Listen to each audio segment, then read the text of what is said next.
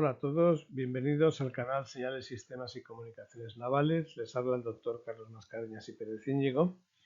Hoy la doctora Ana Isabel Vázquez Mejías y yo les vamos a presentar el capítulo 10 de la serie Sistemas de Gobierno del Buque, que son los movimientos del buque. Estas transparencias están disponibles en Rodin, en la dirección en azul que tienen ustedes, y también la pondremos en la descripción del vídeo, para que nada más que tengan que picar. Pertenecemos al grupo Señales, Sistemas y Comunicaciones Navales, adscrito al Departamento de Ciencias y Técnicas de la Navegación y Construcciones Navales de la Universidad de Cádiz, en España. Vamos a utilizar mi tesis doctoral, que pueden ustedes descargar en la dirección que tienen aquí a la derecha. Aquí pueden descargar la tesis completamente gratuita pulsando en este enlace y ocupa pues 2,57 megabytes. Cosas de los años 96. Esta tesis fue dirigida por don Manuel Jesús López Sánchez, el doctor don Manuel Jesús López Sánchez y el doctor Ricardo Hernández Molina, dentro del Departamento de Ciencias y Técnicas de la Navegación, Máquinas y Motores Térmicos y Teoría de Señal y Comunicaciones, y se denominaba, o se titula, mejor dicho, porque aún se titula, Aportaciones al análisis de la dinámica de un buque y sus sistemas de gobierno mediante un simulador de navegación.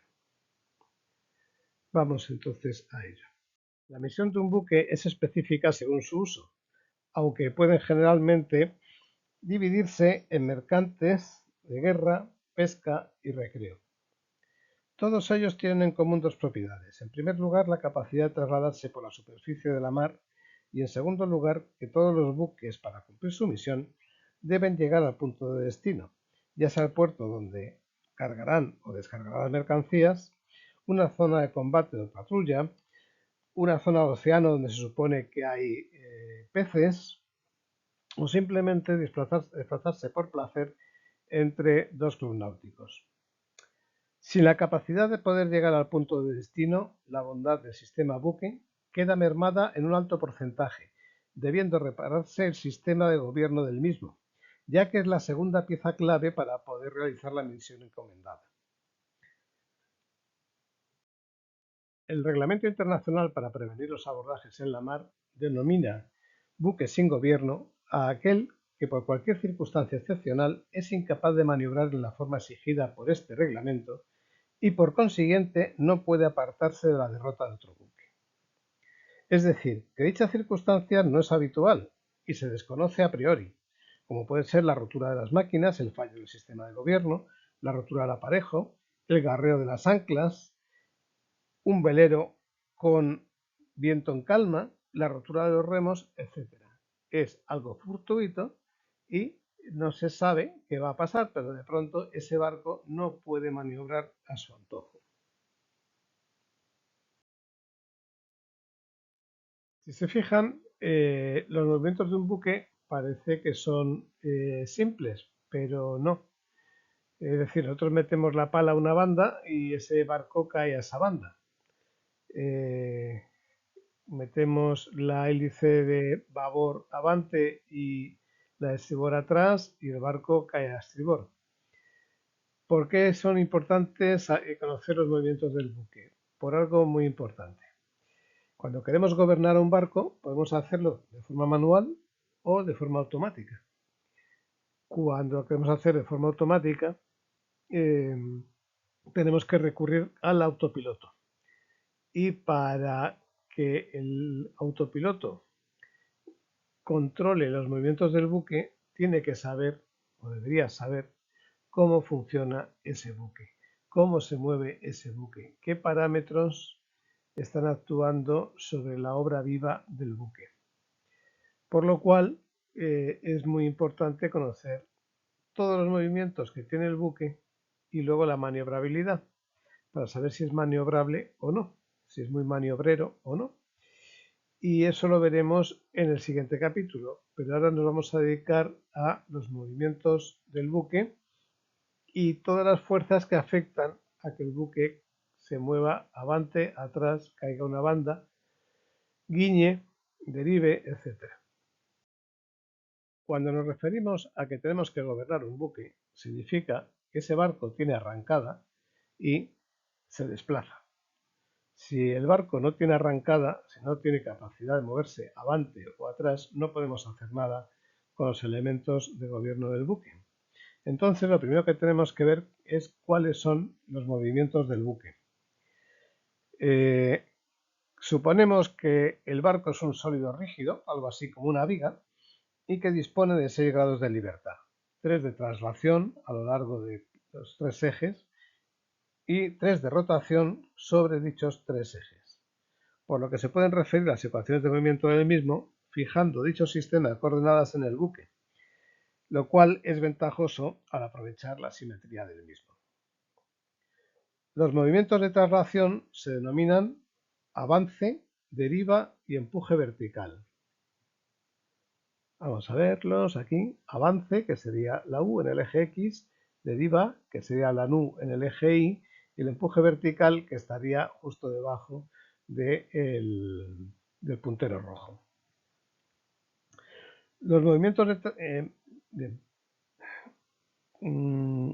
los movimientos de rotación son la rotación sobre esos ejes.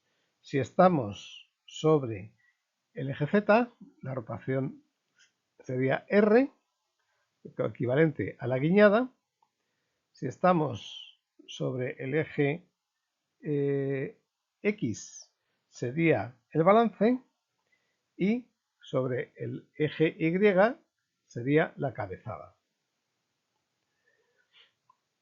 Si nos ceñimos al movimiento en el plano horizontal, se puede simplificar el movimiento del buque y el modelo de buque eliminando el empuje, que es el mantenernos en la flotación, el balance sobre el eje X y la cabezada sobre el eje Y.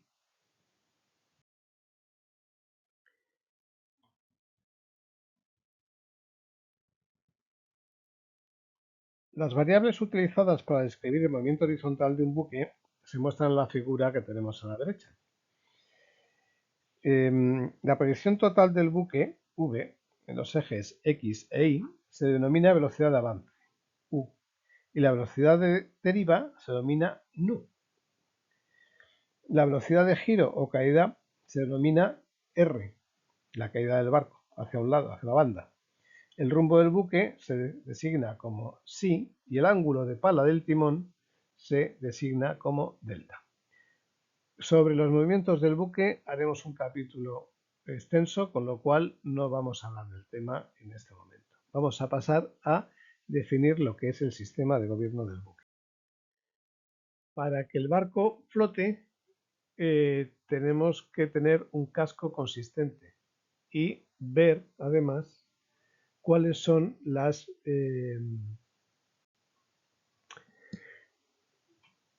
movimientos horizontales que tiene. Quiero recordarles que tenemos el eje X, el eje Y y el eje Z, y vamos a ver qué fuerzas hay. Y las fuerzas las llamaremos X, Y y N, que será de sustentación, y les recuerdo que fuerza es igual a masa por aceleración. Entonces la fuerza en el eje X, que es una fuerza hidrodinámica, será la masa del buque, que estará multiplicando a la aceleración del buque en el eje X menos la velocidad de giro, la velocidad de caída, menos el centro de gravedad multiplicado por R al cuadrado. En el eje Y, o la fuerza Y, que será lateral, es lo mismo, tenemos la masa por la velocidad de deriva más la velocidad de traslación más el ángulo de gravedad, perdón, el centro de gravedad multiplicado por R', es decir, la derivada de R, igual a I. Y en el eje de sustentación, el eje Z, tendremos y sub z, que es el momento de inercia en el eje z, que multiplica a la primera derivada de R es la guiñada, y al cual se suma la masa por el centro de gravedad por V', la deriva, más la velocidad de traslación. Bien, vuelvo a decirles, X e Y mayúsculas son las componentes de las fuerzas hidrodinámicas en los ejes X e Y. N es la componente en el eje Z, lo que sería sustentación. M es la masa del buque. Y Z y sub Z es el momento de inercia sobre el eje Z, si está bajando, si está subiendo. Y X sub G es la coordenada del centro de gravedad del buque. La coordenada Y del centro de gravedad es 0, porque lo suponemos en el plano de crujía, siempre y cuando el buque esté en horizontal. Es decir, estabilizado, equilibrado, adrizado. Los apóstrofes son indicativos de realizar la primera derivada a la que se somete la magnitud que los posee. Askowitz sugiere las ecuaciones de movimiento como una función de las fuerzas y momentos hidrodinámicos y de la posición de la pala del timón, lo cual lo corroboró durante experimentos en canales, experiencias hidrodinámicas y cálculos teóricos. De tal manera que la fuerza en el eje X será en el eje X función de la velocidad de avance, la de deriva, la guiñada, la metida del timón, la aceleración de velocidad de avance, la aceleración de la deriva y la aceleración de la metida de timón, perdón, de la guiñada, Delta es la metida de timón, R es la guiñada. Y exactamente igual y N exactamente igual. Es decir, que esas fuerzas hidrodinámicas dependen de velocidad del buque, dependen del estado de la mar, si te hace guiñar o no el barco, que sería el viento, y también de la deriva, que sería la corriente, aparte de la metida del timón. Y que Mendel linealiza como la fuerza en el eje X es igual a la masa por la primera derivada de la velocidad, es decir, la aceleración en el eje X. Y es la masa por la primera derivada en el eje Y de la velocidad, es decir, la aceleración transversal, más la velocidad por la guiñada, más el centro de gravedad por la derivada de la velocidad de guiñada. Y N, que sería la sustentación, es la fuerza I sub z en el eje Z por la primera derivada de la guiñada más M, que multiplica al centro de gravedad, que multiplica a la aceleración transversal más la velocidad por la guiñada. Sabiendo que X sub G es la coordenada entre un punto y el centro de gravedad, o el centro de gravedad directamente en eje X e Y. Pasemos ahora a las fuerzas de inercia. Estas fuerzas son proporcionales a la aceleración longitudinal del buque y están compuestas por la aceleración longitudinal del centro de gravedad del buque más las relacionadas con la aceleración longitudinal inducida por los movimientos de giro del buque. Estos términos se denominan también fuerzas de masa añadida, que se expresa, según Montero, como la fuerza de inercia es igual a la masa en el eje X por la aceleración más la masa en el eje Y por la deriva y la rotación provocada pues, por una guiñada. ¿Por qué tenemos valor negativo? Porque son fuerzas que acompañan al buque. Entonces, no es que sea que se opongan, se oponen al principio, pero una vez que el barco tiene arrancada, esas fuerzas van a hacer que el barco siga navegando. De hecho, esto se ve muy bien en los petroleros y en los superpetroleros de 300.000 toneladas que tienen 20 metros de calado cuando están a plena carga, que tienen 60 metros de manga, que cuando el barco lo queremos parar, hay que hacerlo más de 60 millas antes. ¿Cómo lo paramos? Pues poniendo mm, motor a cero. O sea, parar el motor o parar la hélice, más que parar el motor. Parar las hélices, o si son hélices de paso variable, de ángulo de ataque variable, ponerlas totalmente perpendiculares al eje de la hélice para que no puedan atacar, no puedan hacer nada, ¿no? Incluso muchas veces al barco se le intenta dar atrás, si es necesario, pero imagínense ustedes un petrolero de 360.000 toneladas que de grande es como 5 estadios de fútbol, pongan ustedes 5 Santiago Bernabéu uno detrás de otro, y eso es lo que se ve la capacidad que tiene un petrolero sin contar la superestructura.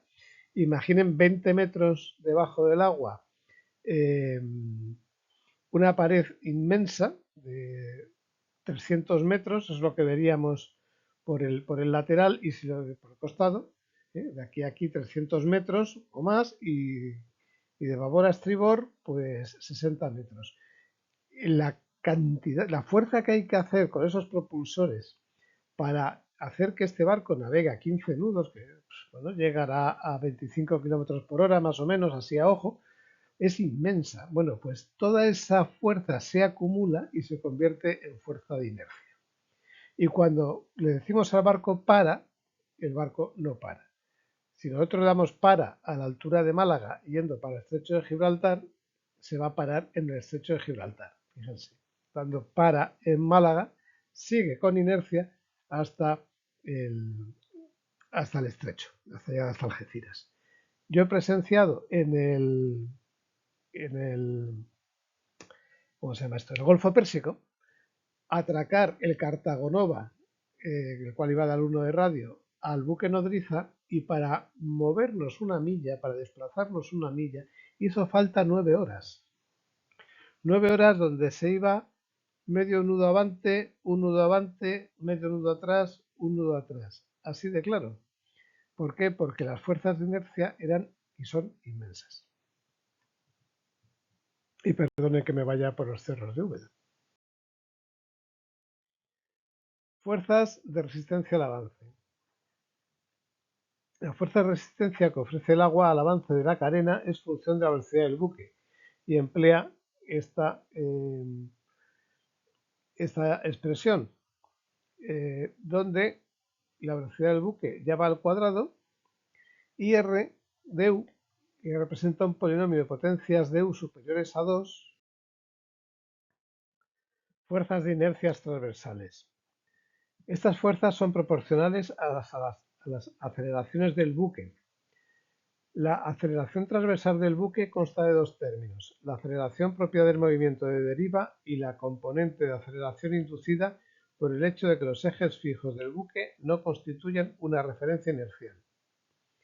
Los coeficientes m sub i y m sub x se denominan respectivamente masas añadidas transversal y longitudinalmente. Si se considera solamente los movimientos de guiñada y deriva, la velocidad del centro de una sección situada a una distancia x desde el origen será la velocidad en el punto x será la velocidad más x por r, donde v, que es nu, es la velocidad de deriva, x es la distancia al centro de gravedad y r es la velocidad de guiñada. La fórmula de fuerza de sustentación F sub L perpendicular a la velocidad está definida por la expresión velocidad de sustentación es igual a 1 partido por 2 densidad del agua, superficie del perfil, constante que relaciona el ángulo de ataque del fluido con el coeficiente de sustentación, velocidad longitudinal y velocidad transversal del buque.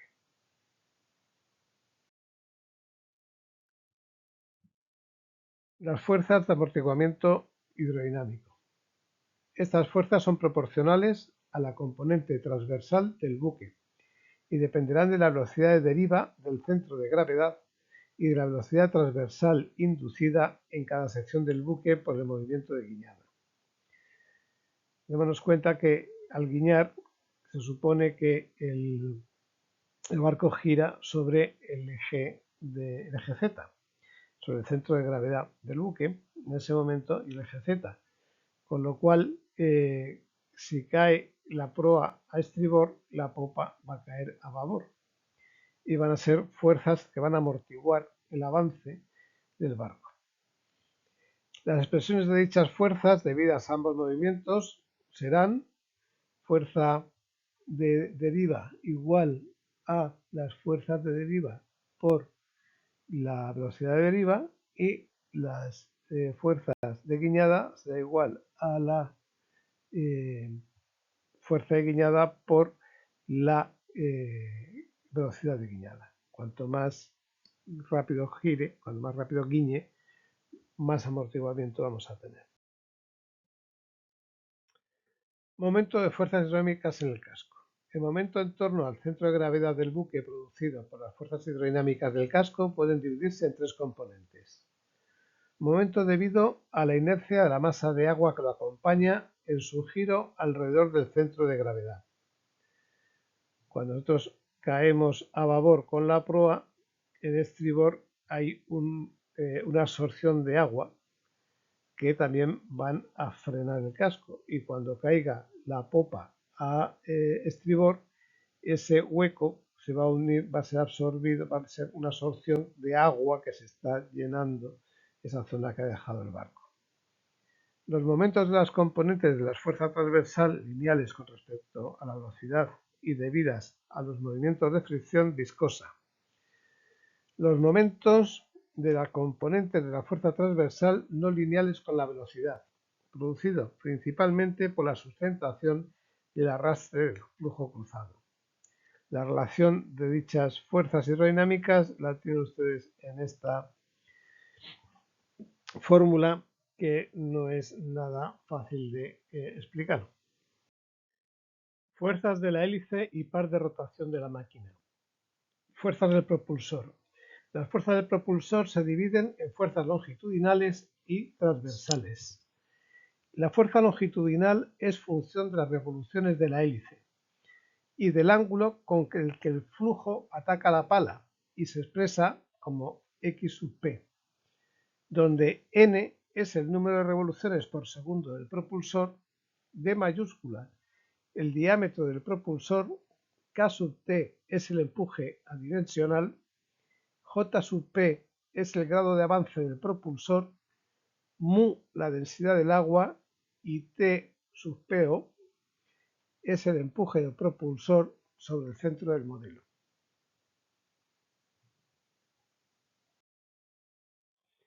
La fuerza transversal que produce el propulsor tiene su origen en la diferencia de velocidades tangenciales que inducen las palas superior e inferior de la hélice al encontrarse en calados diferentes. Démonos cuenta que puede haber palas de 6 metros de diámetro. Este efecto cobra mayor importancia en las arrancadas, paradas y sobre todo cuando el buque navega haciendo, dando atrás, ya que en esos casos la velocidad longitudinal del buque apenas modifica el campo de velocidades tangenciales inducidas por la hélice. Cada pala de la hélice experimenta una fuerza de sustentación proporcional al cuadrado de la velocidad del flujo que le llega. Momento de las fuerzas producidas por el propulsor. Con el sistema de referencia adoptado, el momento respecto al centro de gravedad del buque producido por el propulsor será el producto de la componente transversal de la fuerza por la distancia entre el centro de gravedad y el propulsor, X sub P, y se nota como N sub P. Fuerzas del timón. Las fuerzas que se producen en el timón pueden explicarse por la teoría de perfiles. Es conocido que un perfil en presencia de una corriente de velocidades uniforme V experimenta una reacción que tiene dos componentes, una denominada de arrastre o drag, según la dirección de la corriente, y otra de sustentación o lift, perpendicular a la anterior y que se muestra en la figura 4. Vemos aquí drag y lift. Las fuerzas normales a la pala se pueden calcular gracias a la fórmula de F sub n que tenemos ahí, siendo S la superficie del timón, mu la densidad del fluido, AR la relación de aspecto efectiva y V sub R la velocidad del flujo incidente. Alfa sub R es el ángulo de incidencia efectivo en la pala. La relación de 6.13 AR sobre AR más 2 por 25 representa la variación del coeficiente de sustentación con relación de alargamiento efectiva, AR del timón. Las fuerzas longitudinales se pueden calcular conociendo la proyección de la fuerza normal a la pala o fuerza longitudinal del timón, X sub R. Las fuerzas transversales se calculan como la proyección de la fuerza normal sobre un eje perpendicular a la fuerza longitudinal y se denomina Y sub R, donde A sub H es la reacción hidrodinámica inducida en el casco por la acción del timón y que se evalúa a partir de modelos a escala. El momento respecto al centro de gravedad del buque producido por las fuerzas del timón es debido exclusivamente a la componente transversal. Si X sub R es la distancia entre el centro de gravedad del buque y el centro de presiones de la pala del timón, el momento sería N sub R. Fuerzas y momentos de las olas. Es difícil obtener un modelo apropiado de las fuerzas y momentos generados por las olas sobre la superficie del casco del buque y su timón. La frecuencia de la ola, omega, es igual a 2pi partido por t sub omega, donde t sub omega es el periodo de las mismas. La teoría de las olas de gravedad da la relación K, que es una constante, es igual a 4pi al cuadrado partido por la gravedad, la relación de la gravedad, por el periodo de la misma al cuadrado. Para conseguir las expresiones de las fuerzas y los momentos inducidos por las olas, se asumen los supuestos de Riddle, Eda, Friedberg y Price y Bishop, que se enumeran a continuación. A. Las fuerzas y momentos no son el resultado de la presión. B. El campo de ondas no se ve perturbado por la presencia del buque.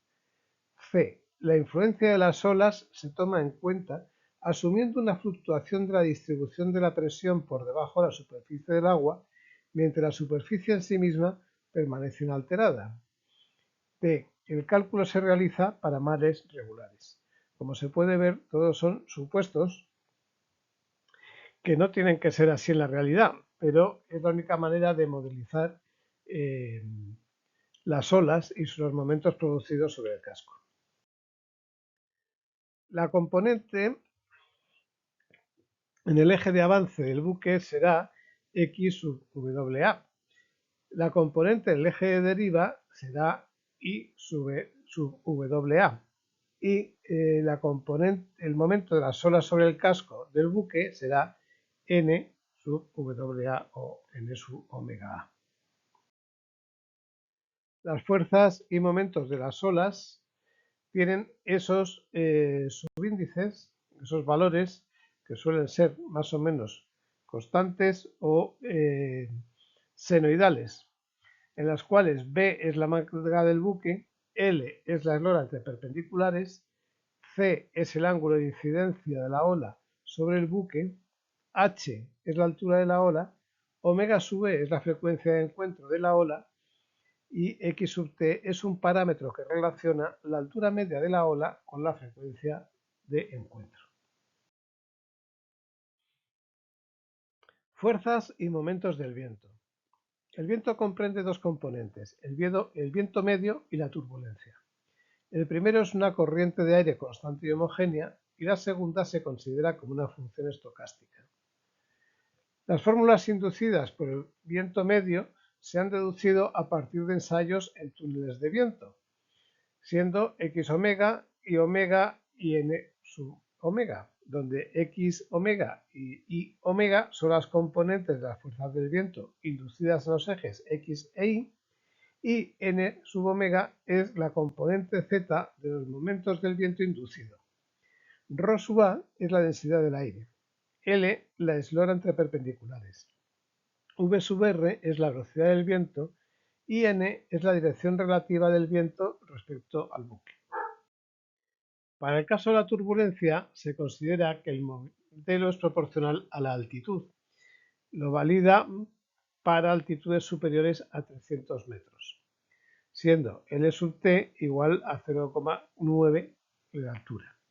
Siendo L la escala de la turbulencia, expresión que utilizó Etkin en el estudio del comportamiento de las corrientes de aire a diversas altitudes en las proximidades de los accidentes geográficos. Bien, en el caso de la turbulencia, si decimos 0,9 por h, para altitudes superiores a 300 metros, normalmente ningún barco tiene una altura mayor de 300 metros. Si se asume que la corriente es constante y homogénea, hablando ya de la corriente de mar, no de la del aire, se deduce que las fuerzas y momentos hidrodinámicos no se ven alterados, pero sí la velocidad inercial del buque. Recordemos cuando hablamos de la central de navegación inercial que la utilizábamos para detectar la corriente, cosa que no hacía la giroscópica ni había otra manera de detectarlo. Si v sub c es la velocidad de la corriente, esta se puede descomponer en una velocidad longitudinal, u sub c, y otra transversal, nu sub c, sobre los ejes x e y respectivamente. Y ahí tenemos que tanto u sub c como nu sub c tienen forma cosenoidal o senoidal, donde la dirección de la corriente es n sub c y g es el rumbo del buque.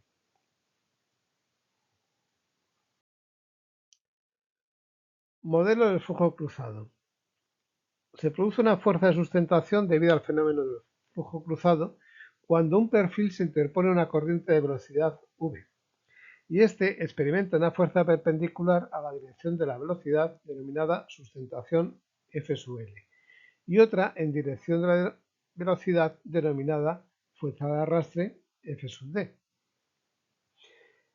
La fuerza de sustentación es proporcional al cuadrado de la velocidad de la corriente, describiéndose como F sub L, donde S es la superficie del perfil, mu es la densidad del fluido y C sub L es el coeficiente adimensional de sustentación.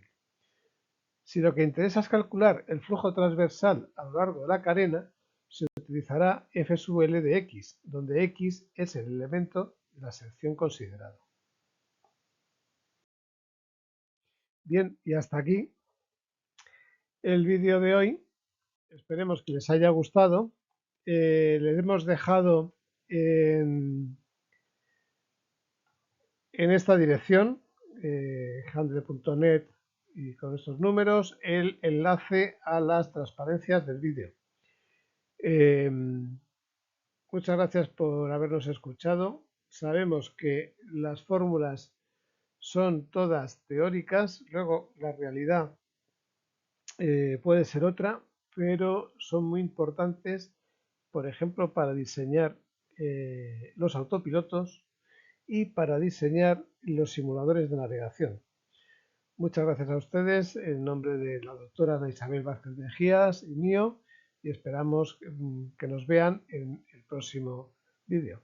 Hasta la próxima, cuídense.